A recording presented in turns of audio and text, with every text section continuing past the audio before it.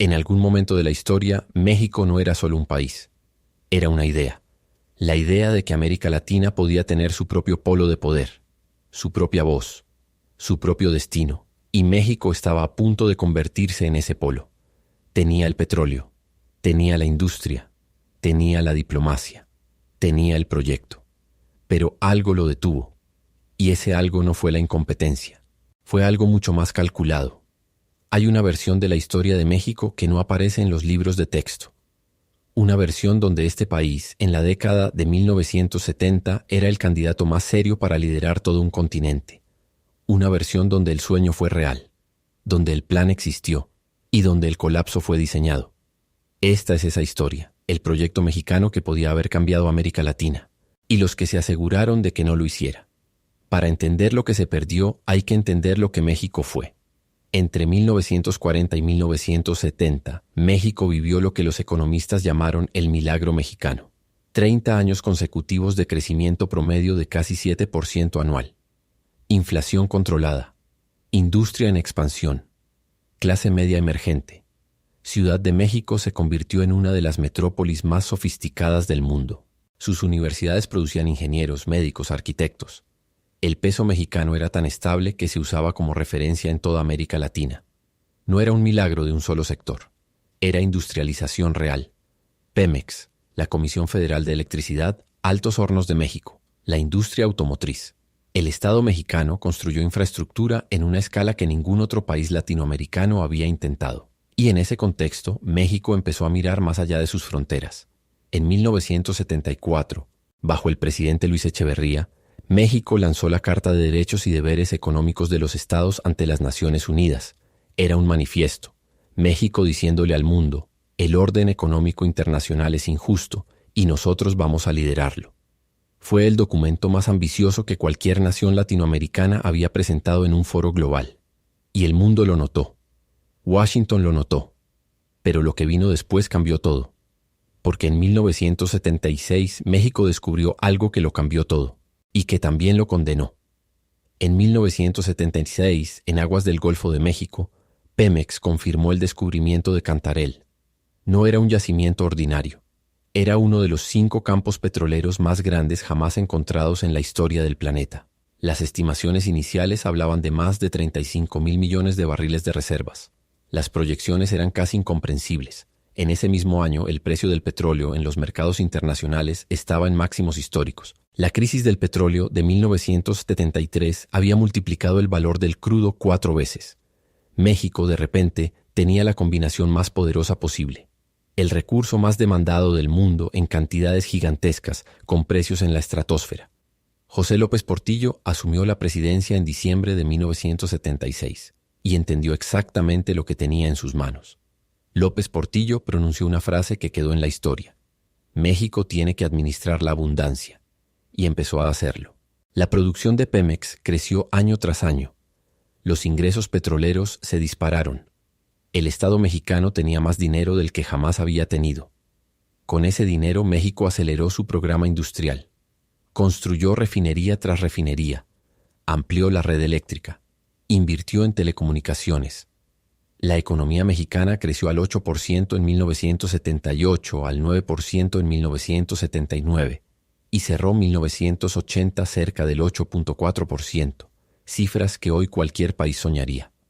México era objetivamente la economía latinoamericana más dinámica y sus líderes tenían claro el siguiente paso. No solo crecer, liderar. El proyecto que venía no era económico, era geopolítico. Porque con el petróleo como palanca, México había comenzado a construir algo que nunca antes había existido en América Latina. Un sistema de poder regional propio. En 1975, México y Venezuela crearon el Sistema Económico Latinoamericano, CELA. No era un tratado comercial, era una alianza estratégica. El objetivo era claro, coordinar las políticas económicas de América Latina sin la intermediación ni la tutela de Estados Unidos. Por primera vez en la historia del continente, 2 de las mayores economías de la región hablaban de crear un bloque de poder autónomo. México usó el petróleo como instrumento diplomático. El Acuerdo de San José, firmado en 1980 con Venezuela, garantizaba suministro de petróleo en condiciones preferenciales a los países de Centroamérica y el Caribe. No era caridad, Era estrategia. México creando una red de dependencia política hacia su esfera de influencia. Al mismo tiempo, México fortaleció su presencia en África, en Asia, en el mundo árabe. La diplomacia mexicana fue reconocida como una de las más activas del planeta en esa época. López Portillo propuso en 1979 un Plan Mundial de Energía ante la ONU. México ofreciéndose como mediador entre los países productores y los países consumidores. Era audaz, era ambicioso y era completamente serio. La idea que tomaba forma era la siguiente: México como la potencia emergente de América Latina, el interlocutor entre el norte y el sur global, el único país de la región con suficiente músculo para negociar de igual a igual. Brasil era grande, pero su economía dependía de capital externo y su deuda ya era preocupante. Argentina atravesaba la dictadura. Venezuela tenía el petróleo, pero no la infraestructura. Solo México tenía las tres cosas al mismo tiempo: recursos naturales, base industrial y capital diplomático acumulado. El historiador Lorenzo Meyer diría años después: nunca México estuvo tan cerca de convertirse en una potencia media real. Había un mundo posible en el que México emergía de los años 80 como el Japón de América Latina, y ese mundo estaba al alcance de la mano. Entonces llegaron los bancos, y con los bancos llegó algo que México no supo, o no pudo, rechazar: el dinero más caro de la historia, el dinero que iba a destruirlo todo. Cuando el petróleo descubrió Cantarell, los bancos internacionales también lo descubrieron, y llegaron a México con algo que en ese momento parecía una oportunidad: dinero barato, mucho dinero, créditos masivos con tasas de interés aparentemente razonables para un país de tanto potencial. Los petrodólares, las ganancias de los países árabes del petróleo, se reciclaban a través de bancos de Nueva York y Londres, y buscaban destinos. México era el destino perfecto. El gobierno de López Portillo pidió prestado a una escala que nunca antes había visto ningún país latinoamericano. La deuda externa mexicana creció de 19,000 millones de dólares en 1976 a 87,000 millones en 1982. Era una apuesta. Si el petróleo seguía donde estaba, México podía pagar todo, y sobrarle. Pero entonces, a finales de 1979, la Reserva Federal de los Estados Unidos tomó una decisión. Paul Volcker, el nuevo presidente de la Fed, decidió combatir la inflación estadounidense con una sola herramienta: subir las tasas de interés de manera brutal y sostenida. Las tasas en Estados Unidos pasaron de 6% a casi 20% en menos de 2 años. Fue uno de los shocks monetarios más agresivos de la historia moderna. Para México, eso significó una cosa: toda su deuda contratada en dólares a tasa variable se multiplicó de la noche a la mañana. El pago de intereses, que ya era pesado, se volvió impagable. Y al mismo tiempo los precios del petróleo colapsaron. La recesión global que generó el shock Volcker redujo la demanda.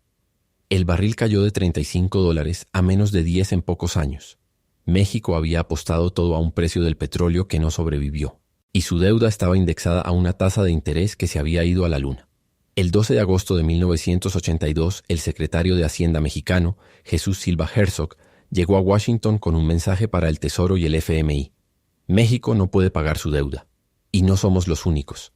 Era el inicio de la crisis de la deuda de 1982, la peor crisis económica que América Latina había vivido en 50 años. Pero la crisis en sí misma no era el final de la historia. Lo que vino después de la crisis, la solución que se impuso, esa fue la parte diseñada. Para recibir el rescate del FMI y los acreedores internacionales, México tuvo que aceptar condiciones. Las condiciones que en los años 80 y 90 se llamarían el Consenso de Washington: privatizar las empresas públicas, reducir el gasto del Estado, abrir los mercados, eliminar subsidios, desmantelar las barreras comerciales. Pemex no fue privatizada, pero su capacidad de inversión fue brutalmente limitada. Los recursos que antes se reinvertían en exploración y desarrollo ahora servían para pagar intereses.